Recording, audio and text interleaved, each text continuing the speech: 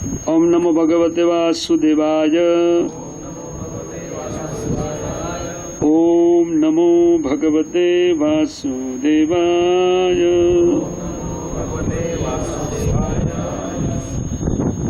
नारायणं नमस्तुभ्यं नरं चैव नरोत्तमं देवीं सरस्वतीं व्यासं ततो जयमुदीरये। नष्टप्रायेषु भद्रेषु नित्यं भागवत सेवया भगवतीरुत्तम श्लोके भक्तिर्भवति नैष्ठकी।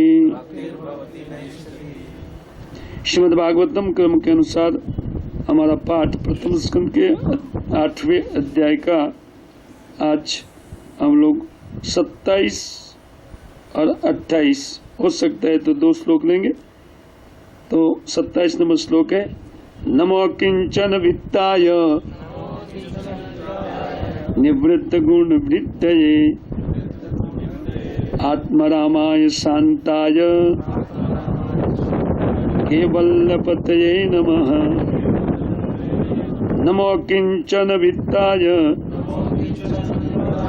निवृत्त गुण वृत्तये आत्मरामाय शांताय केवल्यपतये नमः। नमो किंचन वित्ताय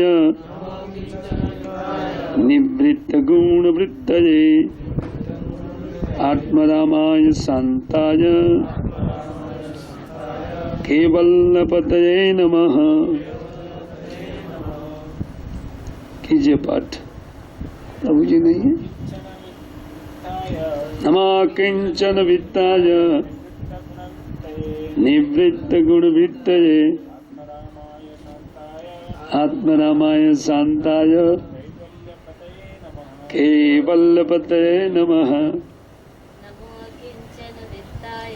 नमो किंचन वित्ताय गुण वृत्तये शांताय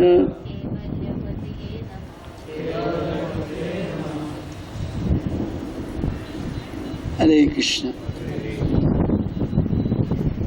एक बार हम अनुवाद देख लेते हैं इसका। नमः मैं नमस्कार करती हूँ अकिंचन वित्ताय जो निर्धनों के धन है, निवृत्त गुण वित्तये माइक गुण जिनका स्पर्श नहीं कर सकता है, आत्मरामाय आप अपने आप में रमण करने वाले हैं, आपको कोई बाहरी चीज का आवश्यकता नहीं है। शांताय जिनकी चित्त वृत्ति में माया का गुण जिनकी चित्त वृत्ति को उद्वेलित नहीं कर सकता है, शांत। अत शांताय केवल्यपतये नमः जो जीवों को केवल्य प्रदान करने वाले हैं, ऐसे है भगवान, मैं आपको प्रणाम करती हूँ। श्री कुंती जी अपनी प्रार्थना में इस श्लोक बोलती है। अगले श्लोक में जैसे वो कह रही है, कहा था हम लोग देखे, जन्म ऐश्वर्य सुख शिविर एद मान मद अपमान नैवा अर्हति विधातुम वै त्वाम किंचन गोचर। वो भगवान को कहती है अपनी प्रार्थना में कि हे भगवान, इस संसार में जो लोग के पास धन वैभव इत्यादि और जिनके पास विद्या इत्यादि है, तो ये पुरुष के लिए या जीव के लिए उनका अभिमान बढ़ाने वाला है। और दूसरी ओर आप उन अहंकारियों के सामने कभी देखते नहीं हैं, इसलिए ये तो संसार में ये संपत्ति नहीं है, ये तो विपत्ति का घर है। जिसको जिसको ये संपत्ति मिलता है और उनके साथ घमंड भी मिल जाता है, इसलिए ये विपत्तियों के दाता है। जन्म ऐश्वर्य सुत श्री भी, इनकी डिमांड कभी भी कोई व्यक्ति को यहाँ नहीं करनी चाहिए। केवल जीने भर के लिए भगवान को प्रार्थना करनी चाहिए। अगर प्रार्थना भी करनी है, तो केवल रोटी कपड़ा मकान चले बस, ज्यादा मांगने की आवश्यकता तो भगवान ऐसे चलाते हैं बिना मांगने की भी आवश्यकता नहीं है। जब जो भक्त नहीं है उनको बिना मांगे कृष्ण सब कुछ देते हैं, तब भक्ति जो करते हैं उनको नहीं देंगे। तो मांगना नहीं चाहिए भगवान के पास। कुंती जी अपनी प्रार्थना में कहती है कि आप को वो आपका दर्शन तो कर पाना दूर है, आपके नाम का भी उच्चारण उन अहंकारी लोग इस संसार में नहीं करते जिनके पास धन वैभव है। देखिए ना, चारों ओर दृष्टि करने से पता चलेगा, कृष्ण उच्चारण नहीं आएगा मुख में। क्यों? जन्म ऐश्वर्य सुत भी, वो तो अपने आप को बड़े कुल में जन्म वाले व्यक्ति मानते हैं। हमारा तो बड़ा कुल है और बहुत विद्या हमारे पास है, धन मद, ये सब मद होने के कारण ये लोग भगवान का नाम लेने का अधिकार, कुंती जी कहती है कि उनके पास नहीं है। तो उसका अर्थ ये हुआ कि ये तो विपत्ति है। अहंकार होना इस संसार में सबसे बड़ा विपत्ति का कारण है। लेकिन तम अकिंचन गोचर, हे भगवान आप तो निर्धनों के धन है। तो इसकी व्याख्या हम लोग कल थोड़ा बहुत किया था, लेकिन फिर भी अगर आपके लिए आप सुनना चाहते हैं तो विश्वनाथ चक्रवर्ती ठाकुर को हम लोग थोड़ा पाठ कर लेते हैं इसके विषय में। वो कहते हैं कि ननु देव की पुत्र माम कथम स्तोषी इति आह इति संके मन्य इति। नहीं, ये कौन है? ये तो गिरधरलाल जी है, सॉरी।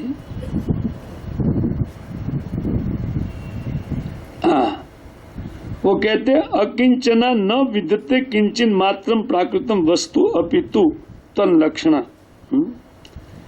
निष्किंचन किसको कहते हैं? इसके विषय में कि इस संसार के धन संपत्ति में जिनका लगाव नहीं है बिल्कुल, इसको निष्किंचन कहते हैं। जिनका मन केवल भगवान में लगा हुआ है, भगवान के अलावा जिनका चित्त कहीं भी कोई पदार्थ में नहीं है, तो उनको निष्किंचन कहते हैं। तो ऐसे जन को आप मिलते रहते हैं। आइए आज के श्लोक में हम लोग जाते हैं और कुंती जी कहती है आज के श्लोक में कि नमो अकिंचन वित्ताय, आप अकिंचनों के धन है। अगले श्लोक में उन्होंने ये कहा कि अकिंचन गोचरम, आप निष्किंचन लोगों के ध्यान का वस्तु है। विश्वनाथ चक्रवर्ती ठाकुर अपनी इस श्लोक की व्याख्या में लिखते हैं कि अकिंचना न विद्यते किंचित मात्र प्राकृतम वस्तु। कहते हैं भगवान के शरीर कैसा है, जिनमें कोई प्राकृत तर जड़ मैटर है ही नहीं, वो पूरे स्पिरिट है। हम भी स्पिरिट है, लेकिन हमारा स्वरूप बहुत सूक्ष्म है और चिदानंद घनीभूत वस्तु भगवान का देह है जिसमें प्राकृत वस्तु है ही नहीं। तो कहते हैं तो क्या बोला, पितु तो लक्षणम पूर्ण चिदानंद स्वरूपम वस्तु अस्ति येषाम ते एकांत वक्ता। निष्किंचन किसको कहते हैं, उनका व्याख्या में चक्रवर्ती ठाकुर बहुत सुंदर बात लिखते हैं। कहते हैं कि जो ऐसे पूर्ण चिदानंद रूप गण भगवान में ही जिनका मन है, इस व्यक्ति को निष्किंचन कहा जाएगा। किंचित माया का स्वरूप जिनके मन में नहीं है, इस प्रकृति के द्वारा उत्पन्न कोई भी वस्तु में जिनका लगा धन पुत्र परिजन धन वैभव यश कवित्व इत्यादि में जिनका मन नहीं है, जो ये कुछ बनना नहीं चाहते, तो इनको कहते हैं अकिंचन, क्योंकि किंचित मात्र उनका मन भौतिक वस्तु में नहीं है। तो कहाँ है? ना सच्चिदानंद पूर्ण तत्व, सच्चिदानंद घन, जिनमें प्राकृत तत्व है ही नहीं, ऐसे भगवान में जिनका मन लगा हुआ है। उसी प्रकार भगवान का नाम, जब हम नाम जप करते हैं तब हमको ये समझना चाहिए कि ये नाम भगवान की तरह दिव्य है, क्योंकि नाम चैतन्य विग्रह साक्षात सच्चिदानंद रूप है। नाम भी प्राकृत नहीं है, क्योंकि वो नाम भगवान का है। भगवान के सदृश वो अप्राकृत धरातल पर है। जीवों की जीभ पर जब वो उच्चारित होते हैं और अगर व्यक्ति का मन प्राकृत वस्तु में नहीं है तो सुनिश्चित उनका मन उन चिदानंद स्पर्श को पा रहा है, भौतिक अवस्था में भी। समझिए इस बात को। हम जब जप करते हैं और जप में निरंतर भगवान का ध्यान चलता है और उस टाइम जप चालू है, तो चित्त का सीधा स्पर्श चैतन्य वस्तु सच्चिदानंद वस्तु से होता है और इसी से सुख मिलता है जीव को। हमको क्यों नहीं मिल रहा है? क्योंकि हमारे मन में चिंतन दूसरा है, जीव दूसरा वस्तु का रटन कर रही है, चित्त कहीं दूसरी जगह है, भौतिक वस्तु में चित्त है। और फिर साधना काल में नींद आता है, मन नहीं लगता है, श्रवण कीर्तन, तो हमारा मन उन सच्चिदानंद वस्तु का स्पर्श नहीं पाता है। इसके कारण हमको कंटाला आता है और मन नहीं लगने के कारण निद्रा आता है, स्वाभाविक। लेकिन कहते हैं कि एकांतिक जो भक्त होते हैं तो वे केवल सच्चिदानंद रूप भगवान में ही जिनका मन है, वैसा वस्तु में जिनका मन है, तो वही निष्किंचन है। कहते हैं एवच्च वित्तानि धनानि एवाति प्रेमास्पदानि सर्वतः। कहते हैं ऐसे व्यक्ति का धन क्या है? ना सच्चिदानंद घन भगवान ही उनका धन है, उन्हीं को केवल प्रेम करते। हमारा चित्त विक्षिप्त है, क्योंकि खाना चाहते हैं, कभी अच्छा कपड़ा चाहते हैं, कभी गाड़ी चाहते हैं, कभी लाडी चाहते हैं। युवक वर्ग ये गाड़ी लाडी का भावना ये चित्त में चलता रहता है। आगे चल करके मैं भी दारुसलाम में घर लूंगा, ये हो जाएगा, वो हो जाएगा। घर लेकर के सब लोग रहते हैं, पूछे क्या हो गया है? कुछ नहीं हो गया, ऐसे ही दुखी भटक रहे हैं। लाडी भी कम लोग के पास नहीं है, बहुत लोग के पास है। पूछ लीजिए उनको कैसा रहा लाडी लेकर के। बोले नहीं करो, वो तुरंत पता नहीं, करो मत। विवाह क्यों करते हैं भाई? मरने के लिए करते हैं विवाह। हम लोग विवाह करके पछता रहे। लेकिन युवक लोग का मन नहीं मानेगा। अरे यार ये लोग मजा मार रहे हैं, हमको मना कर रहे हैं। उल्टा सीधा काम है ये लोग बस। लेकिन उनको मालूम नहीं ये लक्कड़ का लड्डू है। वो दिखने में लड्डू लगता है लेकिन है लक्कड़ का। खाएगा वो भी पछताएगा, देखने वाला तो बोलते अरे मेरे पास नहीं है। लेकिन जो खा रहा है वो लक्कड़ की तरह वो छपा रहा है, लेकिन उसमें से कुछ नहीं मिलता है। वो लक्कड़ का लड्डू है, माया। और नहीं मिलने और जिनके पास नहीं है वो पछताते रहे हमारे पास क्यों नहीं है।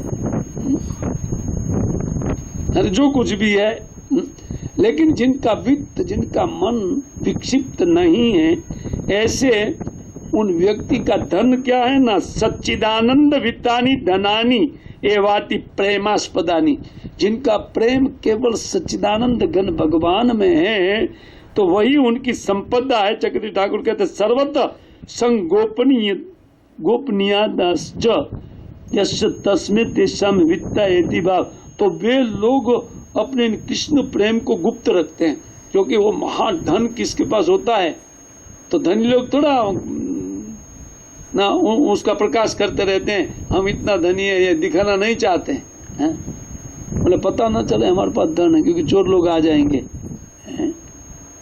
इसलिए कहते हैं कि ऐसे जो धनी मानी लोग होते हैं वो अपनी उन सच्चिदानंद संपत्ति को सर्वतः संगोपनीयाश्च, उनको गोपन करते हैं, उनकी रक्षा डाउट नहीं करते हैं वो कृष्ण प्रेम को। यश तस्मे तेषाम वित्तायति, क्यों? क्योंकि वो उनको एकमात्र धन समझते हैं और वो परम धन है वास्तव, और सभी जीवों के लिए धन है। लेकिन कुछ मायाबद्ध जीव हम जैसे अपने धन को, ये अपने अर्थ, ये प्राकृतिक पदार्थ को अर्थ समझ रहे हैं हमारी बुद्धि, और वहीं पर निष्किंचन महात्मा लोग का धन श्री भगवान है। तो ऐसे धन जिनके पास है, ननु किंचिना दरिद्र उच्चनते, कहते हैं ननु अकिंचना दरिद्र उच्चनते, कहते हैं ठीक है, लेकिन वो अकिंचन इधर तो दरिद्र दिखाई पड़ता, बड़ा सत्यम। ये ठीक कह रहे हैं आप लोग, आप गलत नहीं मानते हैं, क्योंकि वो लोग यहाँ निर्धन दिखाई पड़ते हैं, लेकिन कहते हैं भगवत भक्ता न माया गुण वृत्तिया उक्त्यास्था संपदो न भवंती इति आह। कहते जिन्होंने भगवान की भक्ति किया है, भक्ता न माया गुण वृत्तिया वृत्ति उत्था संपदो न भवंती, कहते माया के गुणों के द्वारा प्रकटित जो पदार्थ है वो पदार्थ रूपी संपदा उनके पास नहीं है, वो निर्धन है, या होते हुए भी निर्धन है। जैसे करोड़पति या राजा महाराजा लोग अपनी संपत्ति को माटी के ढेले के तुल्य समझते हैं, जैसे महाराज अम्बरीश। सप्नवत संस्तुतम, कहते हैं पूरी दुनिया का सप्तदीपवती पृथ्वी, ये सातों दीपवती का एक अकेला मात्र सम्राट है, लेकिन उनकी बुद्धि मानती है कि ये तो स्वप्नवत है। वो उनको संपत्ति नहीं मानते, मेरी संपदा भगवान विष्णु है, वो यही समझते थे, उनकी बुद्धि मानती नहीं थी। तो कहते हैं इसी प्रकार उन भगवत भक्ता ना माया गुण उत्थित पदार्थ, माया के गुणों से उत्पन्न हुआ हीरा डायमंड जवाहरात, उनको उनकी बुद्धि मानता प्रदान नहीं करती है। उनकी बुद्धि केवल अपनी संपत्ति को, केवल कृष्ण को ही संपत्ति मानती है। तो जिसकी ये संपत्ति नहीं है, तो हाँ, निवृत्ता गुणवृत्ति हो विषय भोगा यस्मात् तस्मै अकिंचन, कहते हैं कि वो भक्त लोग कैसे हैं, ना अपने निज स्वामी जैसे निवृत्ता गुण वृत्ति हो, जिन्होंने अपनी गुण वृत्ति को निवृत्त कर दिया है। ये भगवान के लिए बता रहे, चक्रवर्ती ठाकुर भक्तों के लिए बता रहे, क्योंकि भगवान और भक्तों का स्वभाव एक होता है। भगवान अपने भक्तों में आ सकते हैं और भक्त भगवान में आ सकते हैं। दूसरी संपत्ति उनके लिए कोई दिखाई नहीं पड़ती है, दोनों को, न भगवान को और न भक्त को। क्यों? क्योंकि इन दोनों निवृत्त गुण वृत्ति हो, गुण वृत्ति से, गुण माने सतगुण रजगुण तमोगुण, वृत्ति माने स्वभाव, इनके स्वभाव से ऊपर उठ चुके होते हैं। इसलिए वो प्रकृति के गुणजन्य वस्तु, प्रकृति के गुणों के द्वारा ये संसार उत्पन्न है, और उसमें जितना ऐश्वर्य है वो सब प्राकृत ऐश्वर्य है, उनमें जिनका बुद्धि होता ही नहीं है। खान पान से लेकर के उन गहना सहना जो जिसका बनता है, सोना चांदी जवाहरात हीरा माणिक, उनमें उनका बुद्धि नहीं होती है, ये प्रकृति के गुणों से उत्पन्न है। कहते हैं कि निवृत्ता गुणवृत्तियों विषय भोगा यस्मात् तस्मै, कोई भी विषय को, खाने के, सूंघने के, स्पर्श करने के, कोई भी विषय को वो इन भोगों में जिनका चित्त यस्मात् तस्मै अकिंचन भक्तेषु एवा आसक्तिम उक्त्वा अन्यत्र औदासीन्य आत्मारामेति।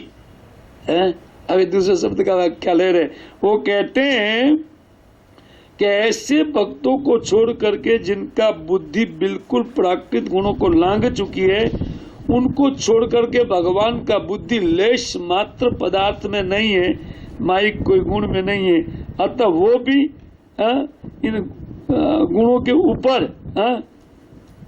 तो गुण वृत्ति निवृत्ता, और साथ में कहते हैं कि इसलिए वो उदासीन है अपने भक्तों के द्वारा, अन्यत्र वो सब जगह उदासीन होने के कारण आत्मारामश्च, अपने भक्तों में भगवान का प्रीति है, क्योंकि भक्त लोग आत्मा में रमण करने वाले व्यक्ति है और भगवान अपनी आत्मा में रमण करने वाले व्यक्ति है, और भक्तों का चित्त उसी आत्माराम भगवान में रमण करता है।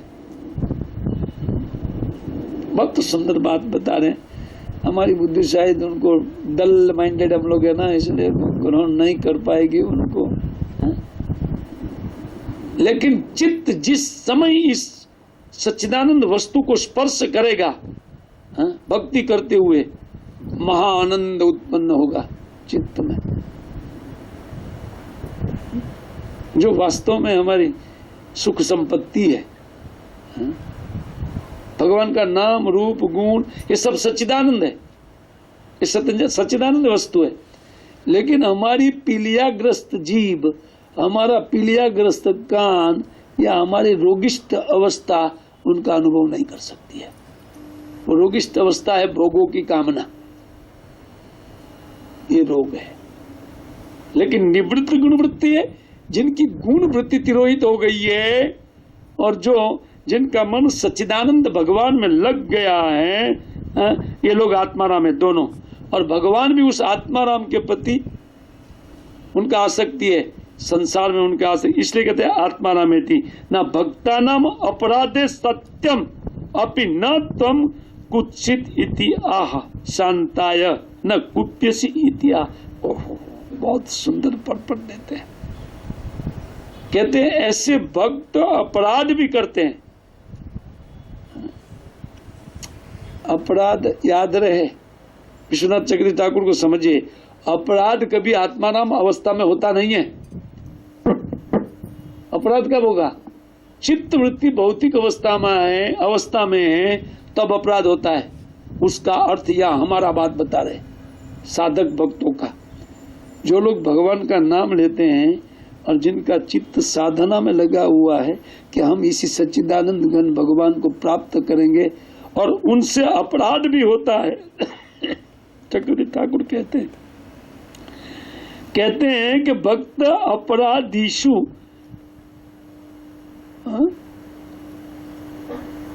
संहारकत्वम, नहीं, भक्ता नाम अपराधे सत्यम अपि न तम कुप्यसि इत्याह। उन भक्त साधना अवस्था में जो अपराध भी करते हैं, भगवान उनसे कुपित नहीं होते कभी, क्योंकि इस संसार में पहले तो भक्त मिलना मुश्किल है भगवान को भी। कि सब लोग माया के चक्कर में पड़े हुए हैं, माया माया माया। कोई भगवान जब दर्शन के लिए आता है, भगवान सोचेंगे ये शायद आकर के प्रेम मांगेगा, है? भगवान बोला आशीर्वाद दे देते हैं, तब तक तो वो आग करके डिमांड लिखा देता, नसारा लिस्ट रखता है सामने, है? यही तो कार्यक्रम चालू है। तो भगवान को भी मुश्किल है ऐसा भगत मिलना।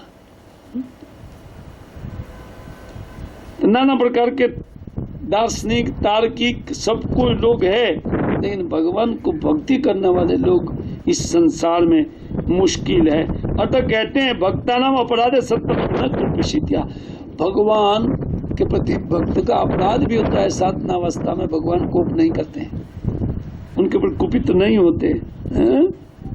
अतः कहते हैं शांताय, इसलिए भगवान को शांत बोलते हैं। शांत शब्द है ना भगवान के लिए, शांताय नमः। भगवान का चित्त कभी भी विक्षुब्ध प्रकृति नहीं कर सकते। जैसे समुद्र अथाह जल भर के वो नदियां चारों ओर से समुद्र में गिरती है, यहाँ तो कम वाटर वाली नदियां समुद्र में आती है, छोटी छोटी नदियां है ये देश में। भारतवर्ष में करोड़ों खरबों गैलन जल भर करके गंगा यमुना इत्यादि जब उफान आती है और जब बाढ़ आता है बारिश के कारण, तो खरबों गैलन जल एक साथ में उड़ेलती है नदियां, लेकिन समुद्र तस से मस नहीं होता है, शांत चित्त है। उसी प्रकार उन माया का प्रवाह भक्तों के चित्त में जाता है, भगवान के चित्त में जाता है, लेकिन वो चित्त को विक्षुब्ध नहीं करता है। कि हमें ये चाहिए, लोभ उत्पन्न नहीं कर पाती है माया। इसको निष्किंचन भक्त कहते हैं। कदाचित भी एक किंचित वस्तु मात्र का इच्छा उनके हृदय में होता नहीं है, निष्किंचन उनको कहते। ऐसे कहते हैं कि ऐसे भक्त है। कहते सो भक्तेषु अनुग्रह मुमुक्षु भक्तेषु उपकारकत्वम केवल्य इति, और बाकी केवल्य इति तो बोलते हैं इन भक्तों को ऊपर भगवान का उन भक्तों के ऊपर अनुग्रह है, उनके कृपा है। और जो लोग बाकी मुक्ति कामी हैं तो कहते हैं तो उन मुक्ति कामी जितने भी है उनका उपकारक है, उनको मुक्ति चाहिए तो मुक्ति दे देते हैं, और जिसको मुक्ति चाहिए, संसारिक वस्तु चाहिए, उनको संसार का वस्तु देते हैं। ये भगवान का इस सच्चिदानंद विग्रह भगवान का कुछ गुण बता रहे हैं। चक्रवर्ती ठाकुर भक्तों को पकड़ करके भक्तों का और भगवान का गुण एक करके उनकी बहुत सुंदर व्याख्या किया है। हरे कृष्ण कृष्ण कृष्ण हरे हरे हरे राम। सुस्त प्रवचन हुआ आज बहुत।